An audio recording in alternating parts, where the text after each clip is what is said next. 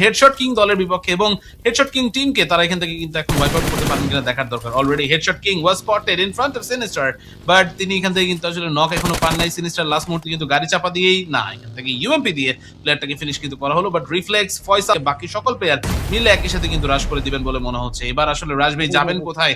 গায়ে লেগে গিয়েছে আগুন, জ্যান্ত বারবিকিউ করে দেওয়া হচ্ছে তাকে, এন্ড আই ডোন্ট থিংক তার পক্ষে আর সার্ভাইভ করা তেমন একটা পসিবল হবে। লাস্ট পর্যন্ত এইবার কিন্তু তাকে মলি দিয়ে জ্বালিয়ে দেওয়া হলো এবং জ্বলে পুরো ছাই হয়ে গেল হেডশট কিং এর সকল বড় ছোট মরিচ।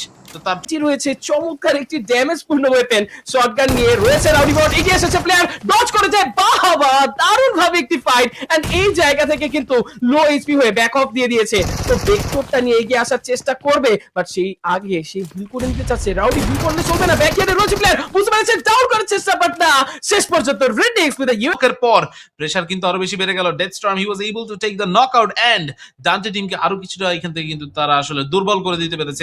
এবং আমরা এখান থেকে বাকি টিমগুলোকে দেখতে পাবো তারা এখান থেকে এলিমিনেট করে দিতে চাইবেন। Tahabi was eliminated, and right now we are down to the top 3। Death Storm was taken down আরাবি, তিনি এখানে কিন্তু দিলেন নকআউট, এবং এই নকের পরে ডেথ স্টর্ম তারা কিন্তু এখান থেকে বুঝে গিয়েছে যে এখন প্রেসার রয়েছে তাদের উপরে।